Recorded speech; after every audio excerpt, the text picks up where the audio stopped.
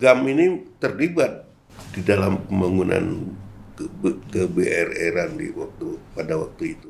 Itu dilibatkan atau apa? Mereka minta dilibatkan atau Mereka Nah, apa yang dilakukan oleh BRR sehingga waktu itu bisa membatasi atau mengurangi kasus-kasus korupsi di sana? Subscribe, like, dan nyalakan loncengnya. Beberapa minggu atau bulan yang lalu kita merayakan memperingati 19 tahun tsunami Aceh, dan kita kenal bahwa Pak Fuad aktif berkecimpung dalam proses rekonstruksi dan rehabilitasi dan terlibat dari awal proses itu, saya kira. Dan banyak hal generasi sekarang yang tidak banyak tahu tentang proses itu, dan kita pada hari ini mengundang Pak Fuad untuk menggali lebih jauh bagaimana sebenarnya proses itu terjadi, terutama kehadiran Badan Rekonstruksi dan Rehabilitasi yang waktu itu menangani proses selama kurang lebih 3-4 tahun. Selamat datang di podcast ini. Apa kabar Pak Fuad? Alhamdulillah, hari ini kita dapat ngobrol bersama. Mudah-mudahan obrolan ini bisa menjadi suatu pembelajaran yang barangkali yang banyak generasi sekarang yang nggak tahu bahwa Rehab Rekon dulu itu ada sebuah badan yang bertanggung jawab, yang dibentuk oleh Presiden, bertanggung jawab untuk Rehab Rekon, yang kemudian hanya sekitar 4 tahun eksistensinya, ya kemudian bubar. Dan banyak sekali sebenarnya hasil-hasil kerja BRR yang mendapat pengakuan. Namun sejauh ini juga dari pihak dalam ini tidak begitu diterima, sepertinya tidak mendapat penghargaan yang cukup untuk kemudian bisa menjadi semacam lesson learned buat masyarakat Aceh. Apa yang membuat dunia mengakui kinerja Pak Fuad, kinerja BRR, tapi kemudian di tingkat lokal sepertinya tidak begitu mendapat pengakuan? Ya, mungkin ada beberapa alasan. Kalau untuk ukuran-ukuran internasional, memang sebelumnya belum ada suatu badan yang pernah lahir di tingkat dunia yang kemudian mampu menangani bencana yang begitu dahsyat, yang bisa kita contohkan, yang bisa kemudian menjadi bandingan, yang kemudian bisa kita belajar banyak dari situ. Ternyata memang belum ada pengalaman suatu badan yang dapat kita contoh. Jadi kami kemarin tuh memang belajar dari nol, dari pengalaman yang nol, dan kemudian kita membangun BRR itu sama seperti kita sambil bikin perahu nyebrang pulau. Jadi membangun sambil merehab rekon sambil membangun organisasi. Jadi kita memulai dari titik nol yang tidak ada pengalaman sama sekali. Semua staf kita itu tidak ada pengalaman. Tapi Pak Kun memulai sesuatu. Ketika itu dia bersama-sama kami diajak ke Uleli. Kami lihat itu sudah semua hancur, kosong sih, itu udah pantai terhampar gitu. Pak Kun mengambil satu batu, dilemparlah kemana gitu, ke satu arah. Di mana jatuhnya batu itu, dari situlah kita memulai. Itu saja hanya bekalnya, dan kemudian kita sama-sama konsentrasi bersama McKinsey untuk merencanakan organisasi. Jadi terbentuklah BRR dengan organisasi yang dikonsultasikan oleh McKinsey, dan terbentuklah BRR dengan skema McKinsey yang orientasi mungkin internasional, namun tidak sesuai dengan kebutuhan nasional. Nah, di sini juga kelimpungan sekali lagi, karena biaya yang kita gunakan di sini, anggaran yang kita gunakan itu adalah merupakan on budget, jadi masuk dalam skema DIPA. Jadi aturan-aturan nasional yang sebenarnya berlaku untuk situasi umum, situasi normal, itu diberlakukan kepada situasi abnormal yang merupakan situasi darurat dan sebagainya untuk menggunakan undang-undang itu juga. Disinilah ada komplikasi di awal yang kemudian Pak Kun menggagaskan nggak kita bisa membangun rehab rekon ini dengan memakai undang-undang yang bersifat normal, tapi harus ada keleluasaan untuk bikin terobosan macam-macam dan kreativitas dan sebagainya. Lantas dengan upaya kami sendiri dan kreativitas kami bersama Kak Pak Kun yang memimpin leading in change katalah, in changing dan sebagainya itu, disitulah kami memulai kerja sesuai dengan tuntutan aspirasi masyarakat. Namun tidak blueprint yang sudah di awal dibikin itu tidak dapat dipakai juga. Jadi memulai dari raba-meraba lah, dari kreativitas, terobosan dan sebagainya yang kita coba sesuaikan dengan tuntutan masyarakat yang ada di lapangan. Ya, artinya peran Pak Kun di situ sangat sentral ya, karena beliau juga punya pengalaman di birokrasi cukup lama, kemudian punya jaringan ke pemerintah, punya background pendidikan juga saya kira juga sangat erat dengan apa yang dilakukan oleh sekarang. Kalau menurut Pak Fuad, apa kontribusi besar dari Pak Gun di fase awal itu? Ya, kontribusi besarnya di sini adalah gaya kepemimpinan yang merakyat, yang tidak formal, yang kemudian cair, berubah bisa sesaat gitu, terobosan banyak terjadi. Hasil kesepakatan kita apa yang mau kita bikin ya kita bikin aja. Dia sudah duluan meminta izin sama presiden untuk beri kami keleluasaan untuk merencanakan, membangun dan sebagainya. Jadi perencanaan blueprint yang sudah dibikin itu sama sekali nggak bisa kita pakai. Data sangat dinamis pada saat itu. Hari ini 100, besok 200, besok lusa udah 300.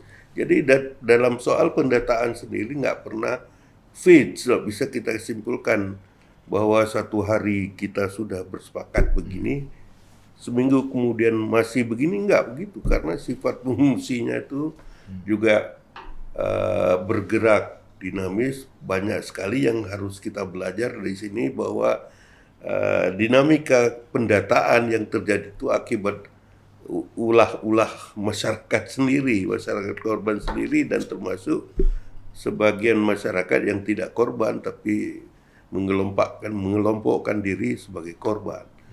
Jadi benar-benar kita harus berhitung bagaimana pendataan itu harus on the spot di lapangan, mendatangkan kepala kampung apa kesi dan sebagainya, libatkan masyarakat. Itu pun bukan di awal kita terima, kita punya kreativitas itu. Dalam perjalanan, tapi di awal kita masih menggunakan cara-cara pendataan manual, itu tidak bisa kita pakai itu. Makanya ketika itu pembangunan rumah terutama nggak bisa spontan dalam tahun pertama kita bisa bangun. Yang itu kemudian menjadi sesuatu yang belum lagi persoalan tanah ya. Itulah persoalan tanah, persoalan korban, kepemilikan tanah, kemudian kita mau bikin sendiri village planning itu sendiri juga ada yang bisa berlaku, ada yang nggak bisa. Peraturan juga katanya 2 km dari pinggir pantai nggak boleh bangun, itu nggak berlaku. Karena masyarakat sebagian besar yang pernah tinggal di pinggir laut nggak mau dia dibawa ke tempat lain, direlokasi ke tempat yang mungkin lebih jauh dari daerah pencarian dia. Yang selama ini mereka terbiasa tinggal di situ, laut itu memang sahabat. Jadi untuk berpindah ke tempat lain adalah sesuatu yang sulit untuk direlokasi gitu. Apa kemudian yang BRR lakukan untuk menghadapi tantangan yang begitu berat di awal-awal itu, soal tanah tadi, soal korban yang tidak mau pindah ke lokasi yang baru, tapi kemudian perlahan-lahan sepertinya mereka bersedia pindah? Ya, pendekatan partisipatif approach lah.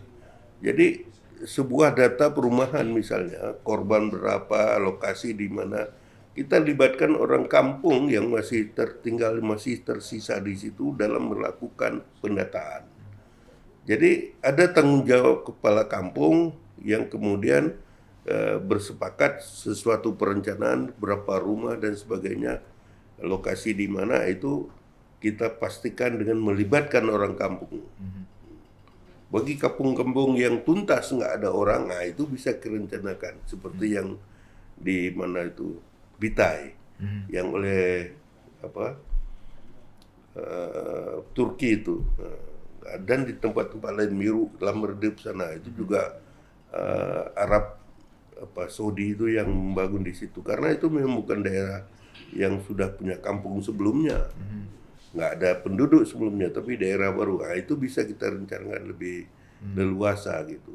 Tapi kalau kampung yang pernah dihuni itu sulit sekali kita mau mengatur dengan baik untuk memikirkan, mempertimbangkan kelancaran misalnya soal jalan yang mudah nanti kalau ada pemadam kebakaran masuk lancar, diatur kembali posisi dan gitu.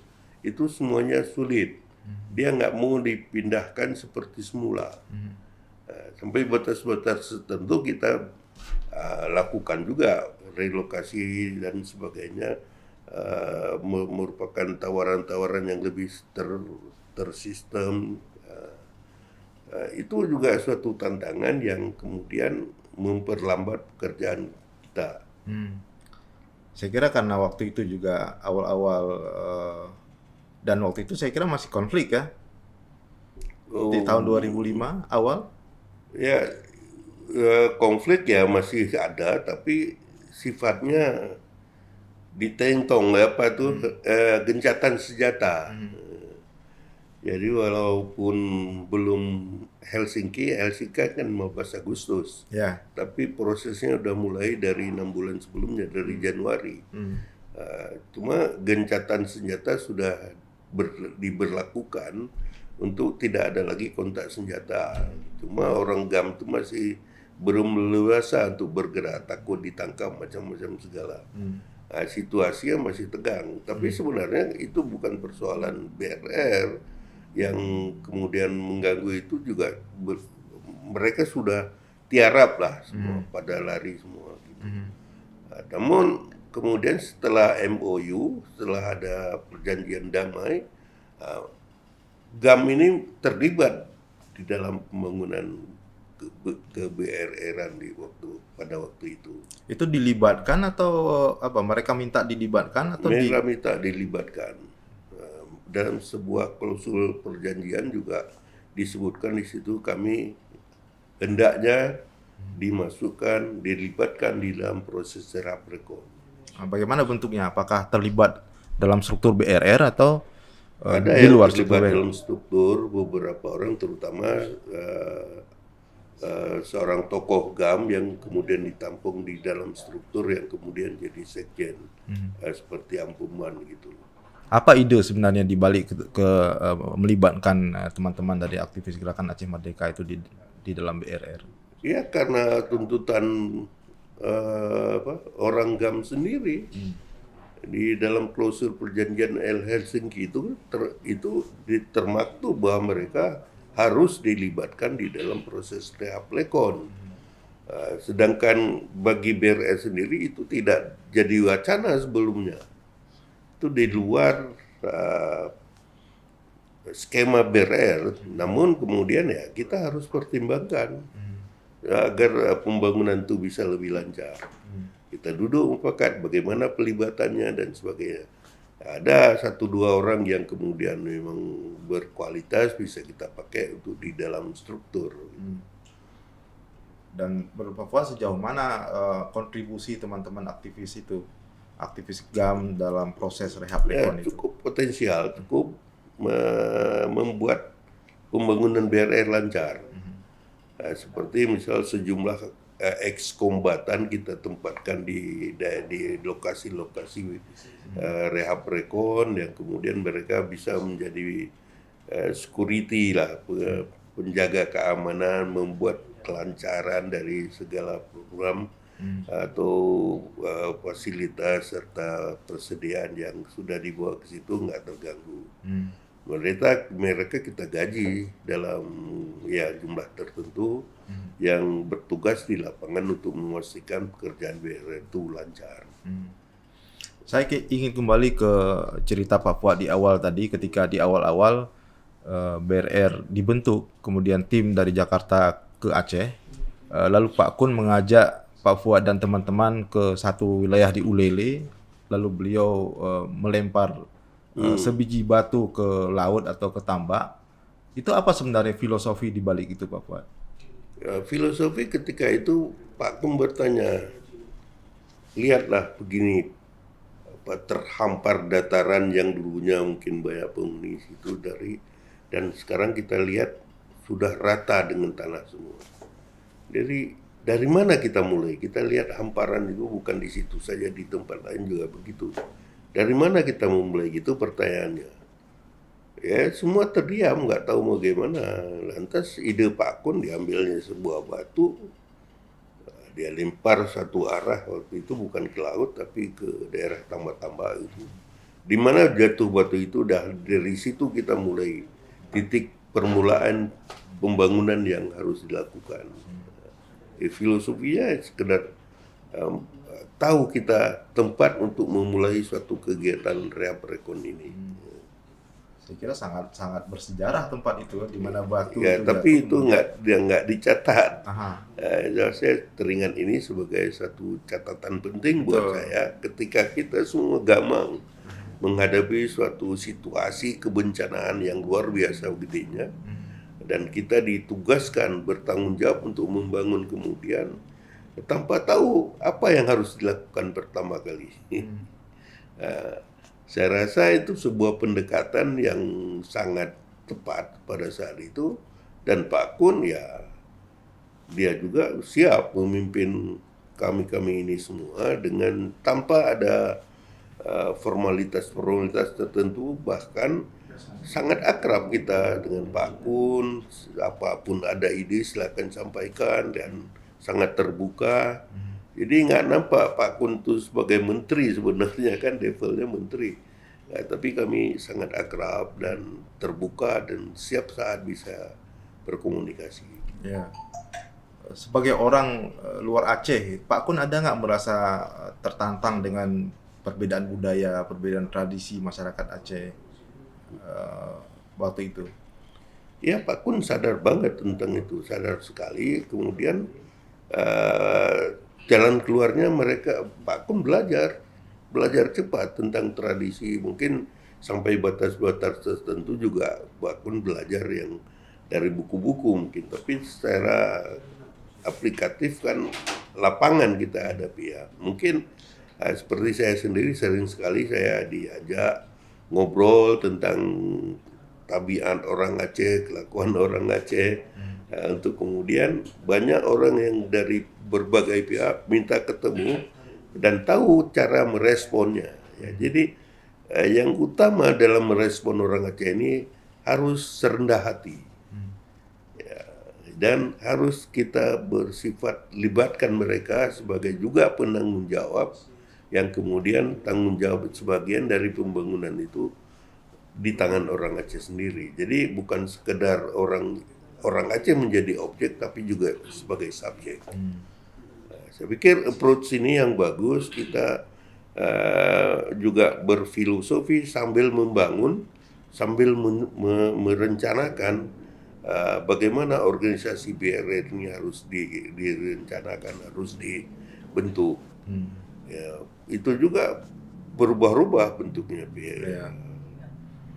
Ya, saya kira dalam situasi yang emergensi seperti itu tidak mudah mengelola sebuah lembaga yang sangat besar, yang kemudian melibatkan banyak orang, kemudian dengan pola pertanggungjawaban segala macam itu bagaimana kemudian karena saya mendengar tingkat kasus korupsi yang terjadi di BRR itu sangat rendah, sehingga pihak internasional memberi apresiasi terhadap kinerja BRR. Nah, apa yang dilakukan oleh BRR sehingga waktu itu bisa membatasi atau mengurangi kasus-kasus korupsi di sana? Oke, yang pertama di BRI sendiri ada satuan anti korupsi yang orang-orang terpilih juga yang berpengalaman dalam anti korupsi yang ditempatkan sebagai pengawas internal. Ini juga sangat potensial, tapi pengawas internal yang sifatnya independen, lintas deputi, nggak kemudian menjadi bawahan dari suatu deputi, ya di bawah Pakun langsung. Yang kedua, meminta KPK menempatkan orang-orangnya di sini sebagai perwakilan Di Aceh. di Aceh. Ya, kemudian BPK juga ada perwakilannya di Aceh. Jadi itu upaya-upaya yang dilakukan. Yang seterusnya kita tidak ingin membangun pembangunan BRI itu dilakukan oleh orang BRI sendiri, tapi libatkan pemerintah daerah dalam bentuk satker yang bertanggung jawab untuk pembangunan ini mereka. Jadi satker itu yang kemudian ada itu adalah berasal dari Pemda semua. Tapi kita tes komitmen anti korupsinya dan sebagainya. Kita kasih gaji yang lumayan tinggi, ya di luar kebiasaan masa lalu yang hanya dapat receh gitu, sehingga nggak bisa kita pastikan korupsi itu nggak terjadi. Tapi pada saat BRR gaji satker ini cukup lumayan besarnya dibandingkan dengan pola-pola masa lalu yang gajinya tidak sangat layak gitu. Nah, mungkin ini beberapa strategi yang kemudian diterapkan yang agak membuat situasi lebih terawasi dengan baik. Tapi kelihatannya pola itu kemudian tidak, saya tidak tahu persis apakah berhasil ditransformasikan ke pemerintah Aceh setelah BRR selesai menjalankan programnya. Sepengetahuan Pak Fuad. Ya, sepengetahuan saya memang kemudian dipakai gaya sekarang itu kan menjadi suatu inisiatif yang kemudian menginspirasikan Kementerian Keuangan untuk memperbaiki remunerasinya aja. Dari situ BRR, karyawan BRR memang gajinya enggak lazim sampai 50 juta gitu di tingkat deputinya, itu diterapkan oleh Departemen Keuangan.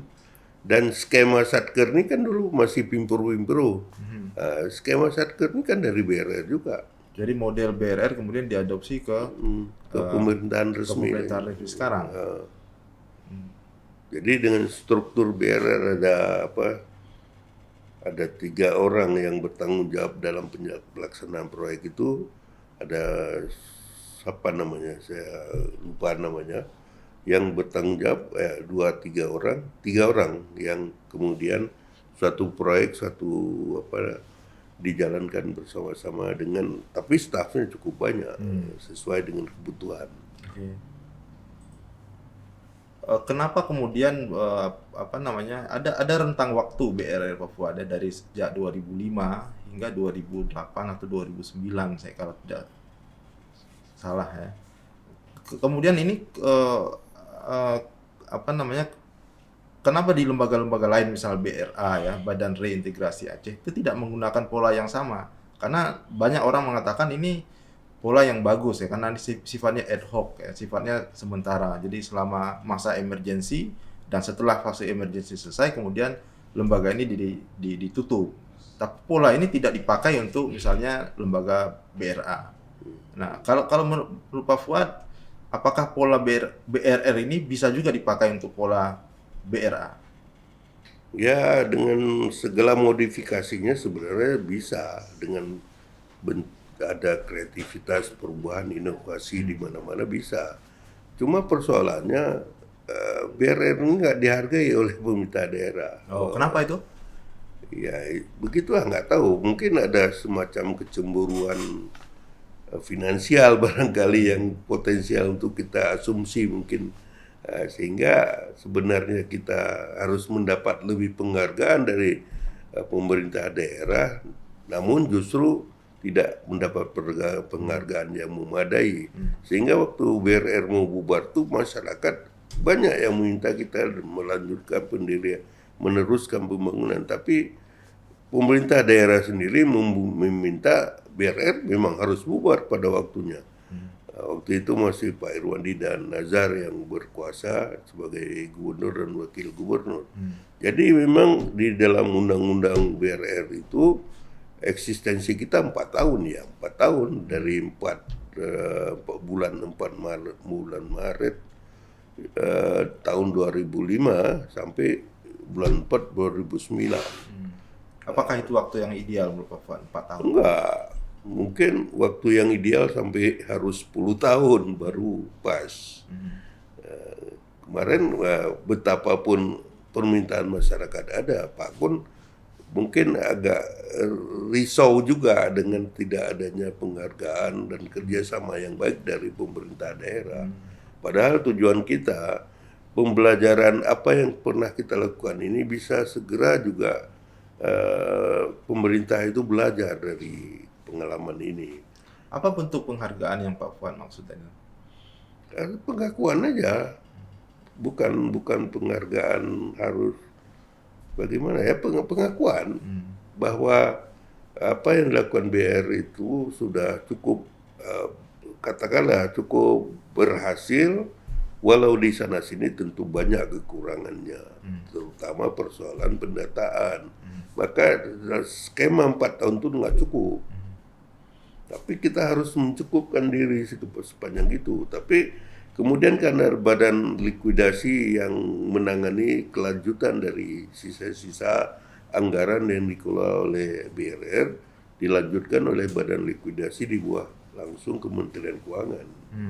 Sebagai badan transisi dari Itu BRR. 2012 baru berakhir. Badan likuidasi itu. Dan nggak banyak yang tahu kan sepertinya. Ya, itu strategi pusat. Strategi pusat bagaimana ya, dana yang on budget ini yang kemudian banyak masih tersita dilanjutkan oleh mereka. Ini kan dana moratorium bayaran utang luar negeri yang ditunda bayarnya untuk kemudian dialokasikan untuk pembangunan perekonomian. Ini kan kebijakan luar negeri lah, berinisiatif melihat bencana yang begitu dahsyat, kemudian mereka bersepakat untuk menunda pelunasan 1 tahun uang yang harus dikembalikan sebagai bayar utang. Itu nggak di moratorium, ditunda selama 4 tahun. Kemudian jumlahnya itu sekitar 21 triliun yang dikelola langsung oleh BRR. Namun ada sejumlah 60 triliun lain yang dana di luar budget, off budget istilahnya, yang dikelola oleh World Bank. Tapi koordinasinya tetap BRR. Jadi setiap lembaga yang asing datang sini melakukan pembangunan, baik udah bawa duit ataupun nggak bawa duit, itu koordinasi ada bikin lupa namanya, semacam perencanaan kecil sekitar 5-6 halaman yang kita pertanyakan di situ apakah Anda sudah tahu di mana objek mau dibangun, udah ada pendekatan, udah kita pastikan semua. Kalau udah bisa memenuhi segala persyaratan yang kita berikan, baru kita beri approve. No objection letter, ada semacam surat yang kita berikan untuk NGO. Jadi BRR itu semacam badan koordinasi yang mengkoordinir lembaga-lembaga lain. Dana off budget, dana yang tidak masuk APBN. APBN. Yang dana moratorium tadi masuk ke APBN. Itu on budget namanya. Jadi kita pakai DIPA juga, daftar isian proyek seperti formalnya organisasi pemerintahan. Apa lalu tantangan ketika menghadapi, kan banyak sekali NGO waktu itu ya, NGO internasional yang masuk ke Aceh dan mereka membawa program sendiri, membawa dana sendiri. Apa tantangan yang dihadapi BRR dalam mengontrol, mengelola mereka ini, Pak? Ya, salah satu tantangannya adalah menuntut kepatuhan mereka terhadap aturan yang kita berikan. Itu nggak semua organisasi luar yang datang itu patuh. Kadang-kadang dia ingin melakukan sendiri tanpa koordinasi, ada dana dia membangun sendiri. Itu banyak kami temui yang kemudian bermasalah dengan masyarakat karena mereka tidak melakukan approach yang memadai terhadap masyarakat, semata-mata ingin menghabiskan dana yang mereka sudah usung, tapi kemudian konflik dengan masyarakat. Jadi upaya-upaya kita bikin note tadi itu ada surat apa namanya tuh, Semacam surat peringatan ya. enggak, yang sebenarnya kita mengharuskan kepada mereka untuk mengisi Form. form tertentu yang sudah ada template-nya di situ yang harus diisi oleh mereka. Tanpa itu dia masuk sendiri ke suatu lokasi dan kemudian membangun sendiri tanpa koordinasi dengan BRR. Nah, itu banyak terjadi konflik dengan masyarakat. Iya. Ini terakhir saya kira Pak Fuad, saya ingin tahu karena Pak Fuad bergabung dengan BRR sejak awal kemudian hingga BRR tutup. Apa pengalaman Pak Fuad yang paling berkesan yang Pak Fuad rasakan, yang Pak Fuad alami selama di BRR itu? Apa pelajaran yang Bapak Fuad ambil selama kurang lebih 5 tahun itu? Ya, yang pertama soal kepemimpinan. Kepemimpinan Pak Kun memang sangat suka saya. Jadi nggak ada formalitas, nggak ada jarak. Ya, antara pemimpin dengan yang dipimpin itu dekat, bisa berkomunikasi, bisa kreatif kita mengajukan usulan-usulan yang kemudian sangat diakomodasi sehingga perencanaan bisa berlangsung sesuai dengan konteks persoalan yang ada di lapangan. Nah, itu satu soal kepemimpinan Pak Kun yang tidak gaya Orba masa lalu itu. Jadi, yang kedua, saya belajar banyak dari kasus orang Aceh yang ternyata nama Katennya itu beragam. Jadi sebagian besar persoalan yang kita hadapi dan harus kita selesaikan karena persoalan orang Aceh sendiri. Jadi hemat kita kalau melakukan pembangunan di Aceh itu harus approach-nya partisipatif, rendah hati, pelibatan, dan pastikan di tangan mereka sendiri, beri mereka tanggung jawab. Saya rasa itu dua hal yang menjadi lesson learned saya untuk kemudian saya di situ bisa belajar banyak lah. Maka saya sendiri mengatakan BRR itu sebagai universitas. Universitas BRR. Universitas BRR yang memberi saya pelajaran cukup banyak dalam menghadapi masyarakat dalam situasi bencana. Ya, saya kira banyak hal yang perlu digali kembali. Saya kira cerita-cerita masa itu yang pelajaran-pelajaran yang bisa diambil.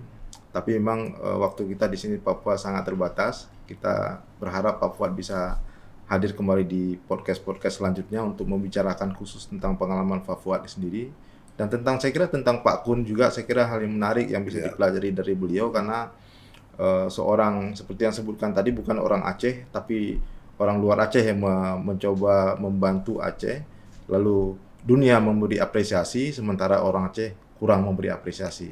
Saya kira kita akan bisa bicarakan itu di podcast-podcast selanjutnya.